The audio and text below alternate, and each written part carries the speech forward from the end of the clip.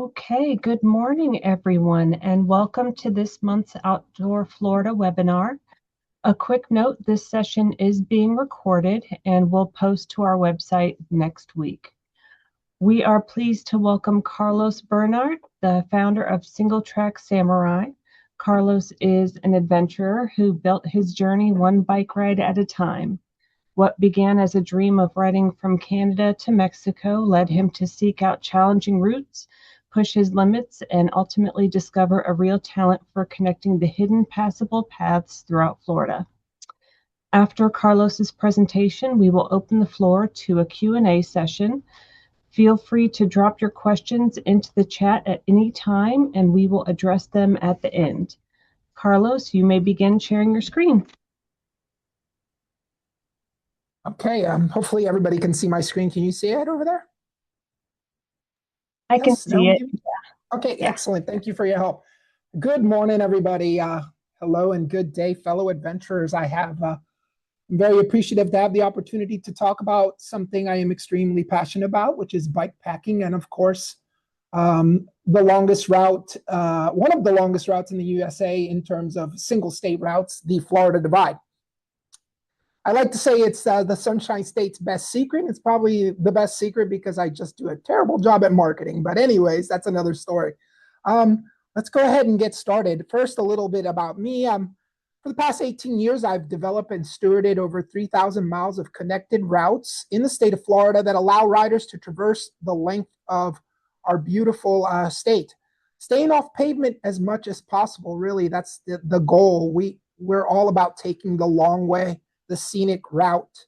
Like it was mentioned in the intro, my initial drive to accomplish this task was inspired by my desire to ride the Great Divide mountain bike route from Canada to Mexico. I heard about this in an outdoor magazine article, and I was just intrigued by this gentleman's quest to do it all on his own, self-supported, eating gas station food. And I think he was sucking on cans of Cheez-Its. It was wild. So I was just really intrigued by that challenge. It seemed impossible.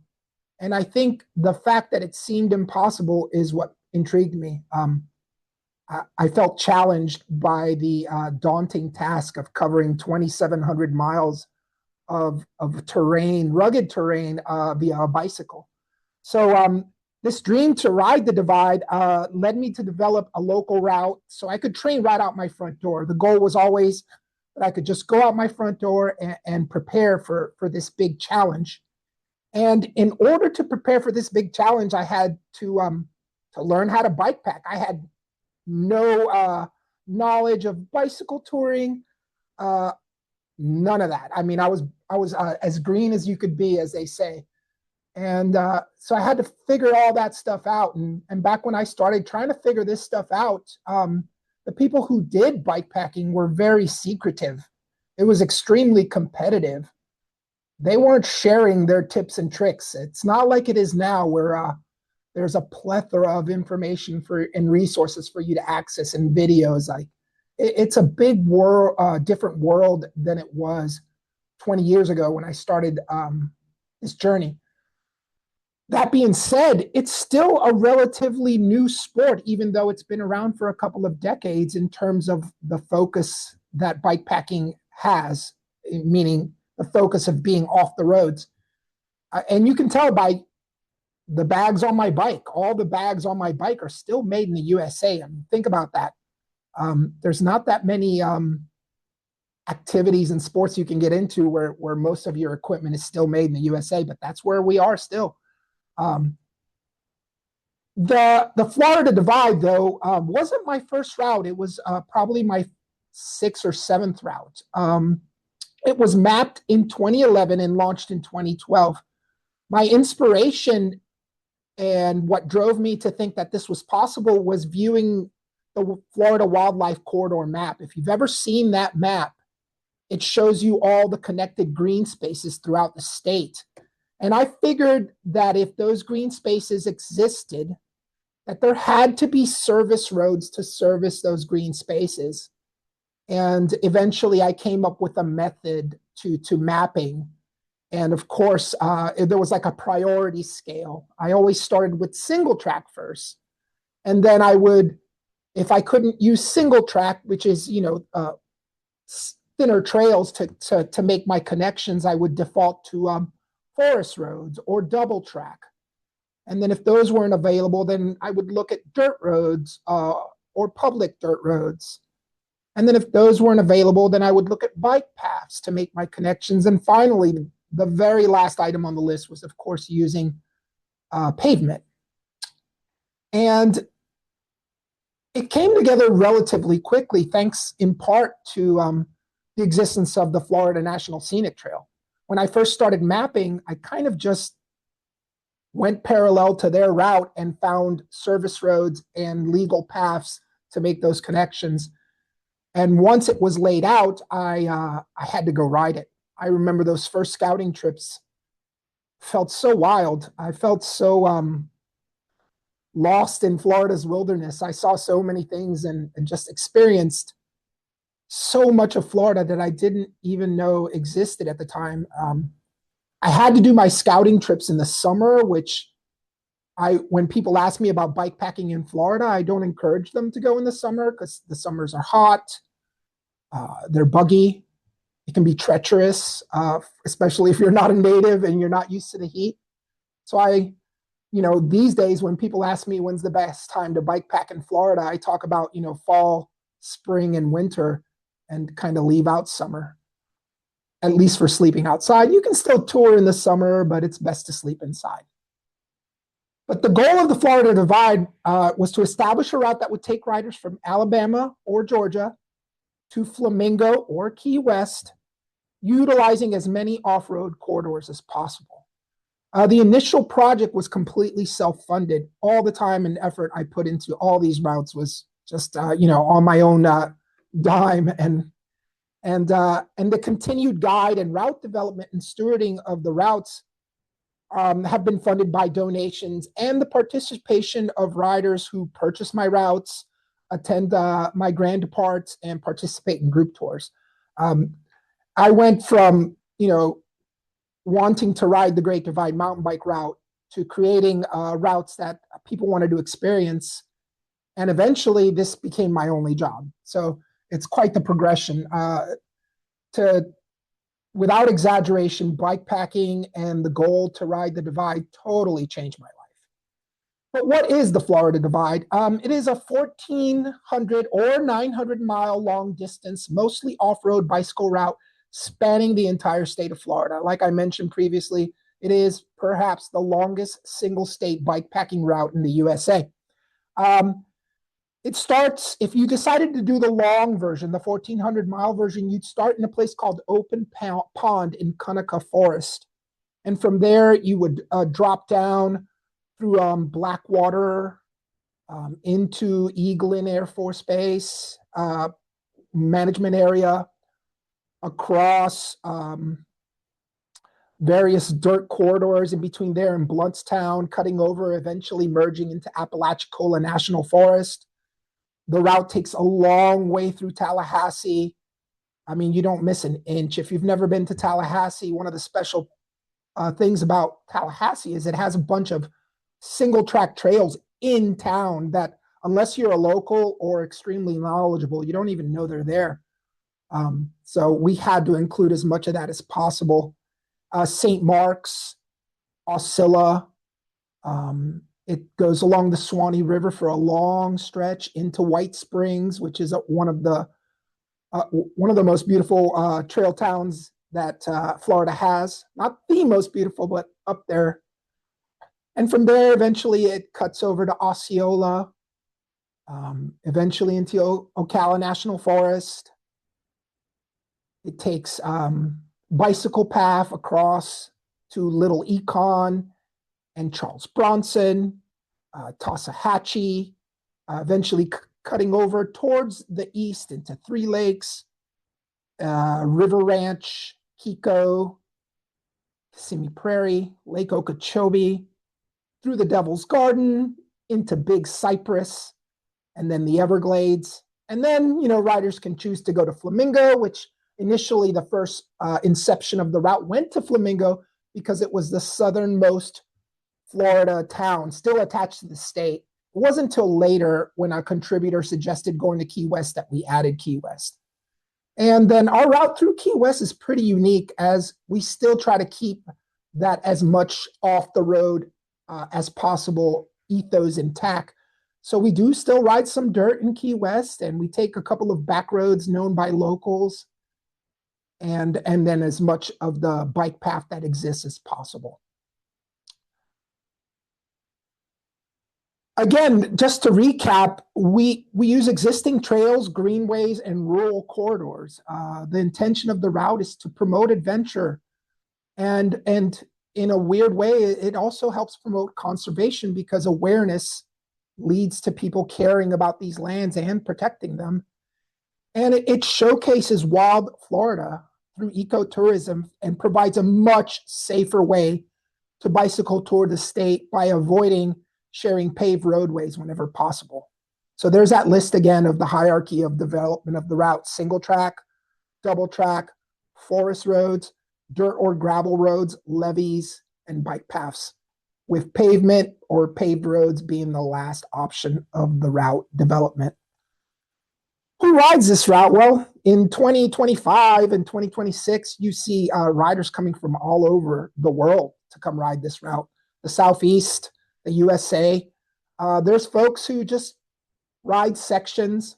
Other riders who come here come to take the entire thing on. Eventually, the Florida Divide has been incorporated into a much longer route called the Eastern Divide Trail, which starts in Nova Scotia. So we have riders who come all the way from Nova Scotia and end up right into Florida, which is really kind of mind-blowing when I think about it. Because we use existing trails and infrastructures, no new trails are being created. I don't cut trail. My talent is in finding what's already there. To borrow a phrase from the Great Divide mountain bike route, it is a patchwork quilt of existing corridors, perhaps using connections that others hadn't considered is where the talent lies. And if you ever look at Google Maps and you do the layover that's not the satellite image, you can see the green spaces on there. And that's kind of where I started. And the tools I started using to map the route was Google Maps. I mean, the riders are out there. Every single photo that you see on my slides were either taken by me or contributed by something else. And these are all part of Florida bikepacking. As you can see, it's quite diverse.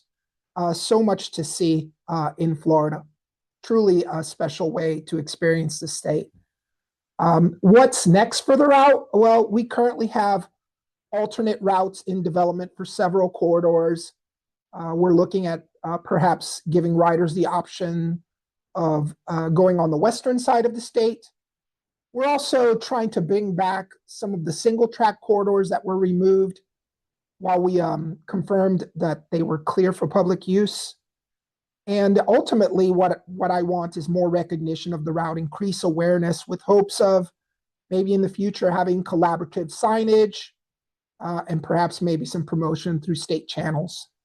But the ultimate goal at this point is to continue to make Florida a premier bikepacking destination.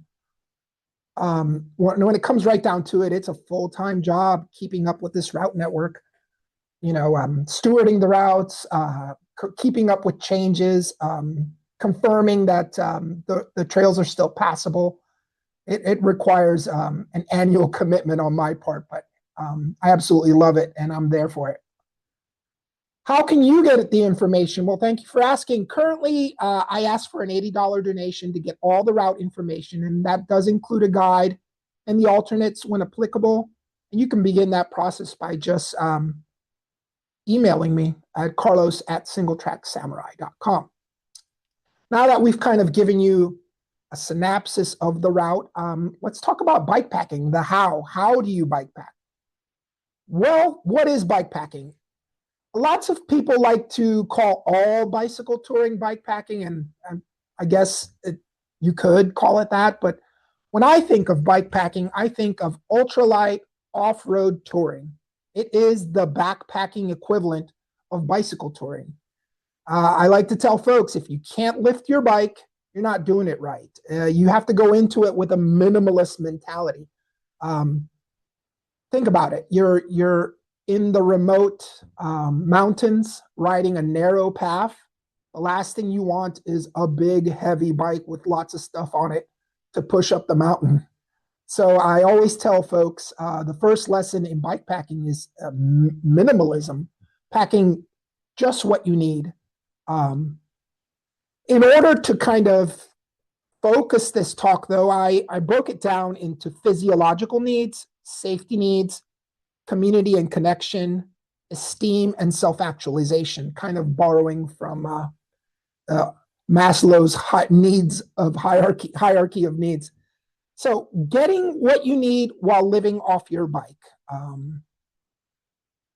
Rule number 4030 I wrote here, better to have it and not need it than need it and not have it. I don't know if I made up that quote, but it's a common phrase. How to carry it. This is probably the biggest question I get. And I kind of put an example of each of the carrying methods up here. If we look at the center here piece, the center bike, you see this rider's using a rack system with a simple dry bag strapped to the top of it. He's got a rackless frame bag and a couple of cockpit bags up front. And he's also using, or they are also using, a backpack. Over to the right, you see that this is a picture of me riding over in Homosassa. And you see that I'm using a basket setup with a bag in it, which is a perfectly acceptable way to carry things. Over to my left, right by the stool bus, you see my friend here using a Paradise style bag, which is a Paradise bag is essentially like a basket with a flap on top, made out of cloth. This is also a type of rackless bags, and he's got it combined with a rack system in the back and another incorporated dry bag on top. In the middle, we have Jody right here with a full rackless system. So she's using what I call a sausage roll in the back, which is like a big seat bag and a big front dry bag and the frame bag. Rackless systems initially were the only way people carried stuff. And the reason they used that system was because using a rack had its downfalls. It would vibrate, pieces would come off if you didn't check on them. They're heavy, they could break. Whereas a rackless system, since it was made out of cloth or lightweight materials, it's hard to break that stuff. So that was the big thing that we used at first. Nowadays, as you can see, the rack technology has gotten lighter, it's gotten a lot better, and people are kind of mixing and matching, which is exciting. And last but not least, in the bottom right, you see your typical pannier setup. But what you notice here on all these slides is that nobody's way overpacked. Everybody is trying to keep it minimal because at the end of the day, sometimes you have to lift your bike over obstacles or down trees. In some cases, if you're bike packing out west or up north, you have to push your bike up the mountain. So again, the focus is to keep it light. And these are the various methods and ways people pack their bikes. Now let's talk about where you sleep. Your camping options. Primitive versus dispersed versus campgrounds. Let's talk a little bit about that. Primitive camping, when you hear the term primitive camping, it typically means there is just a place with maybe a fire ring, maybe a picnic table, but there is no running water and there is no bathroom. You're using what we call jungle toilet. If you need to go to the bathroom, you dig a trench hole, you do what you're supposed to do, and you cover it up. Versus dispersed camping, even more minimal than primitive camping. You're just finding a spot where you can set up your tent or lay down and you go to sleep. Dispersed camping is usually only allowed in national forest, and it's only allowed in places where they don't have signage indicating that no camping is allowed. So dispersed camping is not something you can typically do anywhere. It's very specific in where you can do it. Typically, what I do is I inform myself when I'm traveling through green spaces, whether they're wildlife management areas or conservation areas.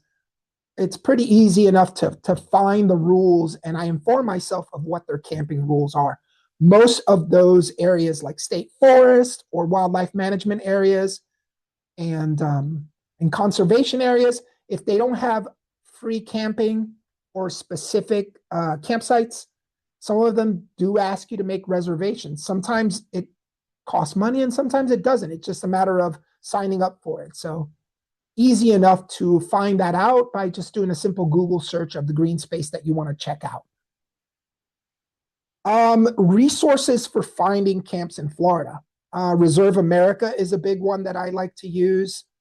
Hip Camp, which is not as popular, is like Airbnb, but for camping. Hip Camp doesn't mean that they're super cool camps, although they might be.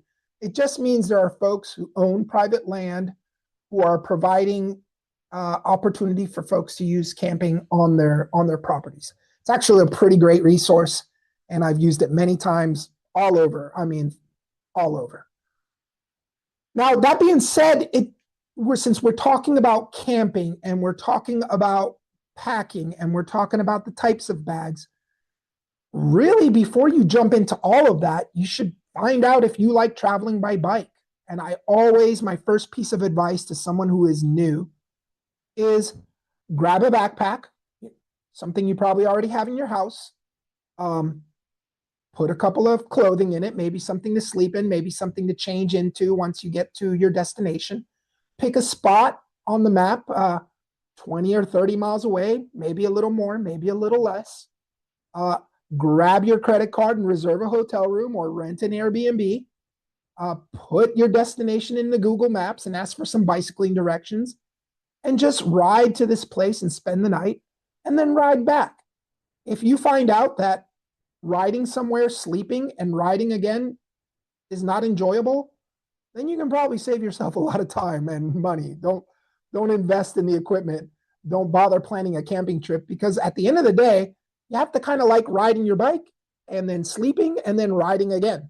And if you're not comfortable with that aspect of bicycle touring, then there's no amount of bags or cool places to camp that are going to change that.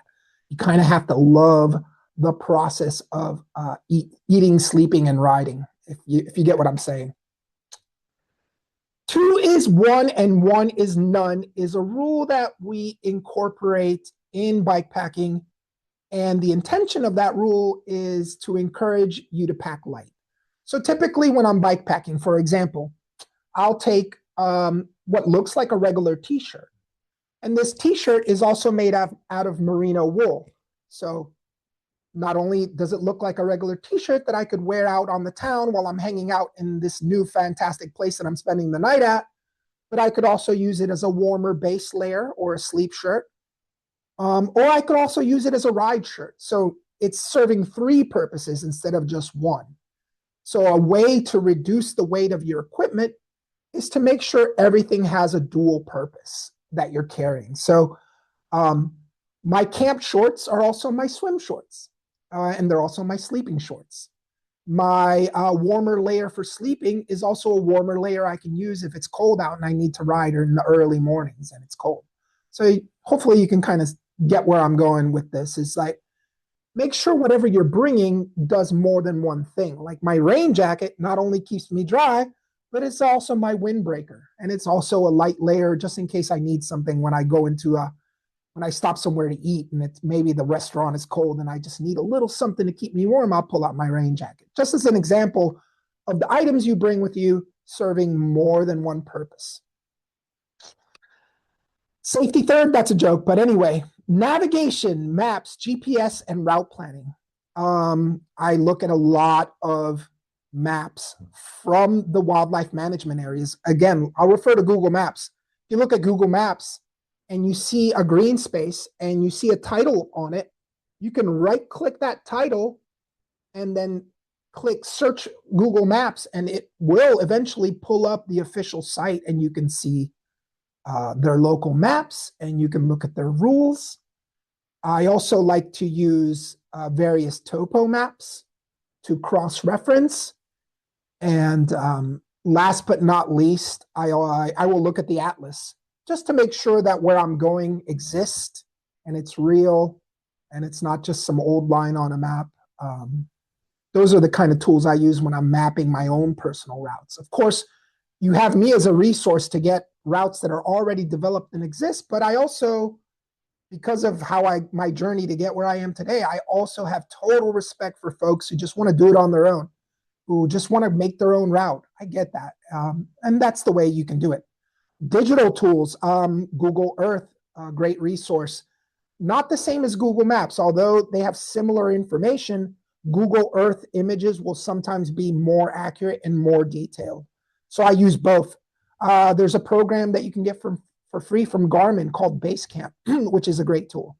I also use another program called Ride with GPS, which has recently come up, like in the past. By come up, I mean improved and gotten better. And it didn't exist 20 years ago when I started mapping, but it's existed for maybe a little less than 10 years. Great resource. In fact, when you get a route from me, I usually send it in that format, especially because the link I share with you will allow you to use the navigational features of the route, of the app, without having to pay for those.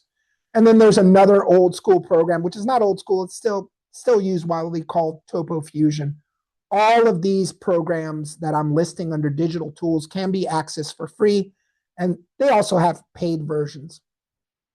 When I'm planning my own personal trips out of state, if there is a trail guide that exists for that route, I get it. I read the trail guides. I usually, if it's a route, a very long route, I'll have the trail guide with me, and I kind of like figure out where I am on the route and then read what I'm looking at for the next day. Adventure Cycling Association has great maps, both digital and printed. I love a good printed waterproof map. It's just a guilty pleasure of mine. The last time I was on the Great Divide mountain bike route, I didn't even make any plans. I would just pull out the map in the morning, pick a campsite about 70 or 80 miles away, and then just ride to it, because that's how good their maps are. If you really wanted to, you don't need to plan anything. You just pull out that map.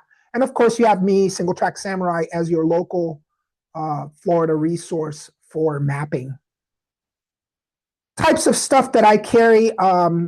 One of them is extremely important, is a first aid kit. You can purchase one. Lots of good built up kits, or you can build your own. My first aid kit is something I put together myself, with bandages, or allergy meds, personal meds, anything to stop the bleeding, gauze. I have a couple of other little things I bring that are kind of special. A little bit of crazy glue, if you know what you're doing, will help a lot. Medical packs. There's all kinds of good stuff out there. I've even seen some new products that are fascinating for kind of stitching yourself up if you get a bad cut in the wild. Repair kits. Anytime you go out there, you should be able to fix anything on your bike or repair it enough to get safety. If you don't know how to fix stuff on your bikes, then that's a good place to start. Lots of bicycle shops. Your local bike shop is an excellent resource for that. Sometimes they hold clinics to teach you how to fix minor things. Also, YouTube is a great resource. You can learn a lot by watching a how-to YouTube video. So tons of great resources on learning how to repair your bike enough to get to safety. While you're out there, in some states, AAA will pick you up if your bike breaks down. I've used Uber before when we've needed to get someone out of a pickle. But in the worst case scenario, remember, roads lead to towns. Power lines lead to towns. Following a river will usually lead to a town. It all depends on the situation and what you're trying to do. But I've used at least power lines lead to towns before, where I'm kind of like in a pickle and needed to get somewhere safe. Just follow the power lines, and eventually you end up in civilization. Florida, in terms of safety, is pretty safe. You pick a direction and travel for 20 miles, you'll find something. So thank God for Florida. When it comes to bikepacking, Florida is pretty stress-free, and we're fortunate for that. It's not like some of the places out west where if you miss your store stop, it could be days before you see another. In Florida, we have the magical ability of feeling like we're very remote, but everything is still close by. So Weather. Weather's important. You kind of want to know what's going on with the weather, especially when it comes to thunderstorms locally. So thankfully, most of our phones have great built-in apps. As the years have gone by, cell signal has gotten a lot better in the state. Lots of coverage. There's not many places these days where you can't get a little bit of cell signal to find out. And then there's all kinds of GPS units will sometimes give you a warning. Your head unit on your bike will give you a warning regarding potential incoming weather. And then also, it never hurts to just talk to the locals when you're in town before you get out of town. And trust me, if there's a storm coming, as soon as someone asks you where you're from and what you're doing, they'll let you know if there's some serious weather coming along. It's just all things to consider while you're out there to keep yourself safe. Um, your local resources, of course, you have SingleTrack Samurai and the Florida bikepacking community, which is one of the biggest in the USA. It's a great local resource for making bike friends. You can contact me at singletracksamurai.com. There's also a great Facebook group called Florida Bikepacking. Believe it or not, Adventure Cycling Association has classifieds of people looking for folks to ride with. It's in the back of their magazine. Adventure Cycling Association is a nonprofit. So, you donate, you join, you get this magazine every month. It's worth supporting. A great free resources is bikepacking.com. They advertise national and local events. They also have a bunch of routes for free on their page that you can see.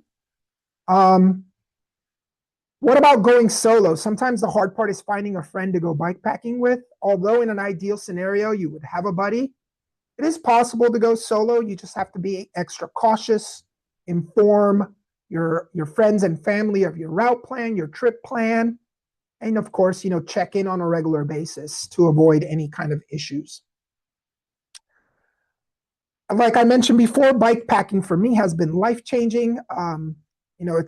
It's totally altered my life in terms of my confidence, community building, exploring the world around me, and sharing my experiences. Usually, the great thing about bicycle touring, especially if you show up to an event or a group start, is automatically you have a ton of stuff in common with everybody around you. So even if you're not familiar with the local community, if you show up to an event, you'd be surprised how quickly you make friends. Or if you're traveling a route, you'd be surprised how quickly you become buddies with someone you meet while you're on a route.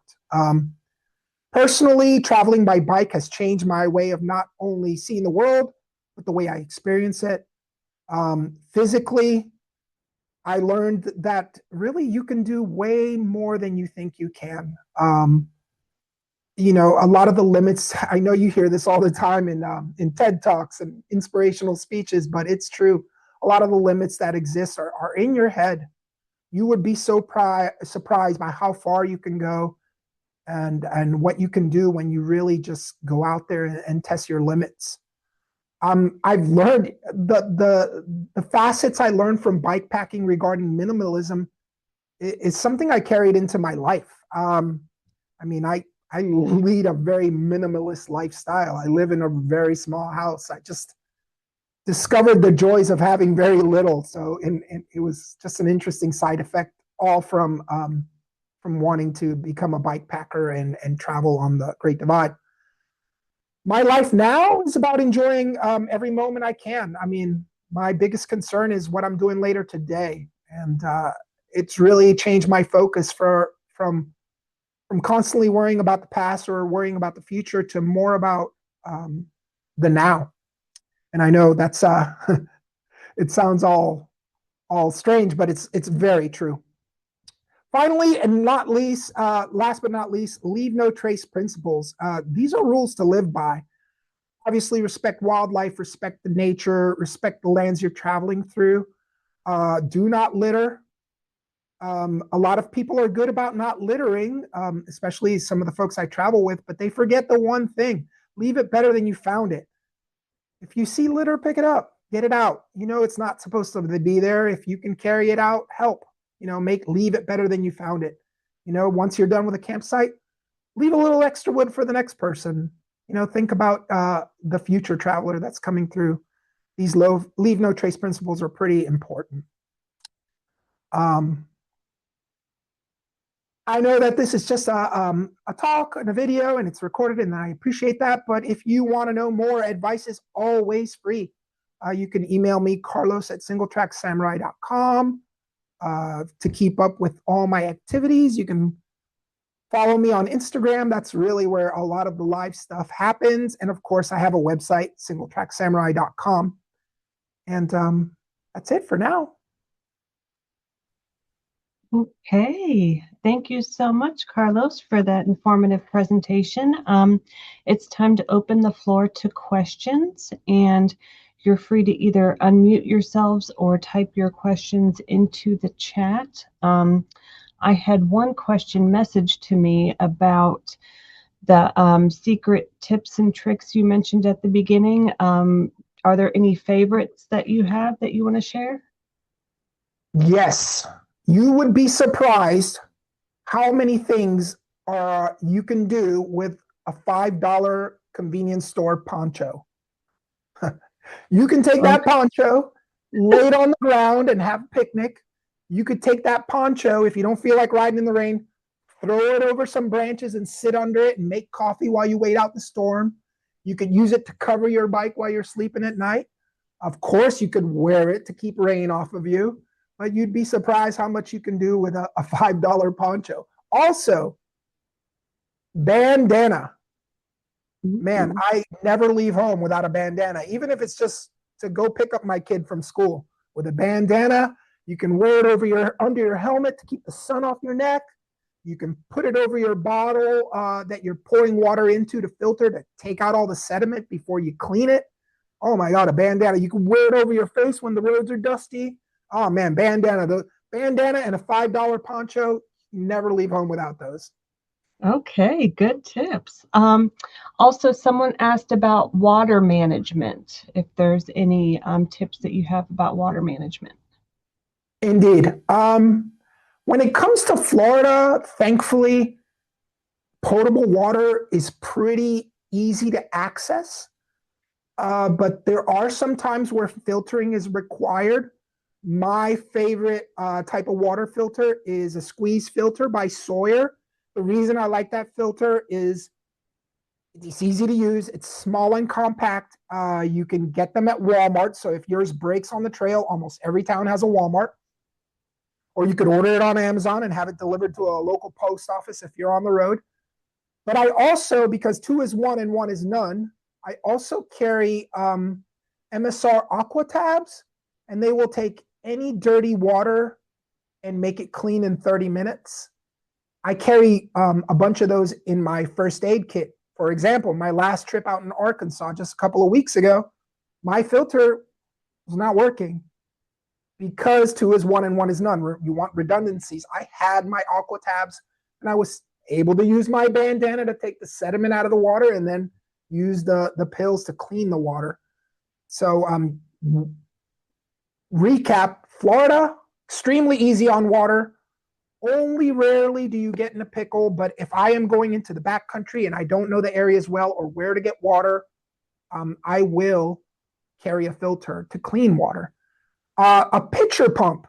If you've never seen one, if you ever come across a pump in a wilderness area and it has a pitcher of water next to it, don't drink that water to the right of it. You need that pitcher of water to pour it into the pump to prime it so that more water will come out. And when you're done, fill the jug back up so that the next person can use it. A little trick I learned to extract water from those pumps. Is there a specific water container that you have found to be preferable? That's a good question. I like to use bottles. I love a good steel insulated bottle, and that's mainly because I like cold water, and they tend to keep ice longer. I have a couple from Camelback that I use, but there's a lot of riders who have had success with hydration packs, either wearing a hydration pack or carrying the hydration pack in their frame bag, not the pack, but just the bag, and running a tube up to them. I typically, on most trips, carry about 80 ounces of water at a time, unless I know, like when I was maybe a month ago, I did a trip out in Big Cypress. I carried way more than that. I carried probably, 200 ounces of water at a time, just because if you've never traveled in the Everglades or Big Cypress, it's very sunny and you will dry out before you even know it. So, um, some people like bottles, some people like hydration packs. I prefer bottles because I can keep up with my water better, but people have had success with both. Something I forgot to mention with bike packing, a lot of it is trial and error. A lot of it is figuring out what works for you. And that's probably why I have so much extra gear, because, I figured out that over time what works for me. And so I have extra stuff. And I tell folks, if you really want to get into it and you don't have gear, don't be afraid to reach out. I'm not opposed to lending some gear out so that someone could start their adventuring and maybe explore if they like the sport or not. Okay.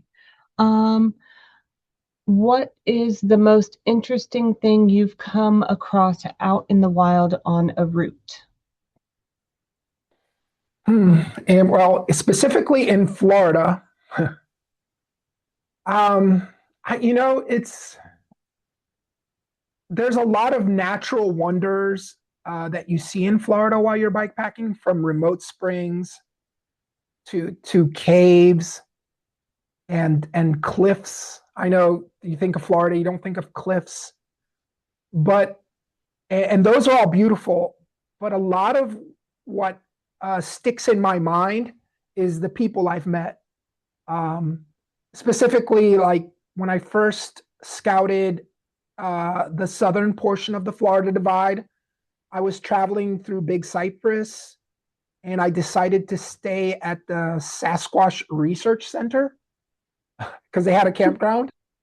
And I met the gentleman who worked there, the Sasquatch hunter, and he told me about this spot on Loop Road that I should go ahead and take a swim in. And he was just such an interesting character. And that same trip, further down the line, when I was making my way towards Miami so that I could take the train back home, I got to meet Buffalo Tiger. He's no longer with us. I couldn't speak to Buffalo Tiger directly because he did not speak English. He only spoke Miccosukee. And my bike that I had with me at that time had really big 3-inch tires on it. So it's always a good conversation piece. And through his daughter, I assume it was his daughter, he asked me where I came from and what I was doing. And after I told her what I was doing, Buffalo Tiger's response was like, "You're crazy." So, aside from all the natural things I've seen, which are amazing and mind blowing and always make me feel like I'm not in Florida, I guess that's what I like about bike packing is I always feel like I'm so remote and so far, yet I'm still so close to everything. Aside from the natural wonders I've had the chance of seeing, really the people have been very memorable. Yeah. Another person asks, can you hammock camp the route, or are there sections you would need a tent? That's a good question. In Florida, you can hammock camp the entire way, except when you get south of Okeechobee and you're riding those levees. It's a little more complicated. Then you have to be a little more creative. And of course, if it's below 60 degrees, it can get really cold in a hammock. So you might need an underquilt. But there's 3 types of camping. You can hammock camp, you can use a tent, or you can tarp camp. Those are, or a bivvy, so 4. My favorite is hammock camping because it's so comfortable, but it requires you to carry a bug net, a tarp, and an underquilt if it's cold. So a couple of more pieces, but it's extremely comfortable. So yes, in Florida, you could hammock camp the whole way. If you are a beginner and you're unsure of what's going to work for you, then a freestanding tent is the way to go because you can do that anywhere. When I go to ride the Great Divide, I always take a tent because trees aren't as abundant as they are here. When I'm going somewhere I don't know, I take a tent because, again, same thing. If I'm not familiar with the terrain and I don't know about the tree access, I bring a tent because it's a no brainer to have a freestanding tent. You can set it up anywhere, because it stands, just as the phrase says, freestanding, it stands on its own. Tarp camping, I also enjoy, but I don't like to do it if it's buggy. I just like the freedom of tarp camping. I can sleep cowboy style if I want, which means just sleep under the stars, or I can set up my tarp and sleep underneath. So I kind of sometimes, depending on the trip and the conditions, will do hammock camping sometimes. Sometimes I'll tent camp. Sometimes I'll tarp camp. It just all depends on the trip and the conditions and the time. But to reiterate, if I have a lot of unknowns and I don't know what things are going to be like, I will take my freestanding tent. If I want to go as light and as fast as possible, I will take my single pole tent, which is lighter than a freestanding tent, but you can't set it up anywhere. It has to be on dirt, and but they are typically packed smaller and lighter. So it just depends on what I want to do. But what's my favorite? Hammock camping. Okay. Another question popped up. What is the future of Florida bike packing, and can these routes utilize the Florida Wildlife Corridor? The all the routes that I have created use the Florida Wildlife Corridor, at least the main trunk that you see in the most popular images. I mean, the Florida Divide touches all of them. What is the future of Florida bikepacking? That's a great question. In the next couple of years, I want to establish a nonprofit for Florida bikepacking, with the goal of that nonprofit to do basically what I do now: steward the routes, maintain the network, keep up with that hard work. They will likely run the tours if we continue to do group tours. That's really the goal. And another goal, part of the reason I want to establish that nonprofit, because without even knowing it, I've kind of indirectly gotten into conservation. I'm extremely passionate about the Florida Wildlife Corridor, because without the Florida Wildlife Corridor, wouldn't have any places to do off-road touring. So indirectly, that's another side effect of getting into this sport, was I've kind of gotten into land conservation and everything that goes around it. Yeah. Another one popped up. Can you send back home your bike when you finish the trail? Oh yeah. A couple of times, that's exactly what I've done when I finish a route. When you finish, like let's say you ride let's say you ride the Florida Divide. When you're done, there are a couple of trail angels that will pick you up and bring you wherever you want. There's a group for the Florida Divide page called Florida Divide Riders. If you just keep informed and let us know you're out there, there's a couple of trail angels that will pick you up and bring you wherever you need to go within reason. But can you ship it home? Like the last time I was on the Great Divide, which was just 2 years ago. Yeah, that's exactly what I did. When I was done, I went to my local bike shop, asked if they had a bike box, and then I put my bike in a box, and then I printed out my own label from Bike Flights and sent it home. That used to be the lowest cost way to get your bike home after you were done with a route. But now I find it costs less to just fly with it home. So you could do both, but I still the same process. When I'm done, I go to my local bike shop, or I call around if there's multiple shops and ask if they have a box and box it up. Okay, great. And I think that was the last question. Although if anyone thinks of anything else they want to ask Karlos, his contact information is on the screen right now. But we'll go ahead and wrap up for today. A huge thank you to Karlos for his insightful presentation, and to all of you for joining us today. Next month, we will hear from Jill Lingard on paddling club connections. If you have any questions or if you would like to present in a future webinar, please email us at Office of Greenways and Trails at floridadep.gov. Thanks again, and we will see everybody next time. Bye.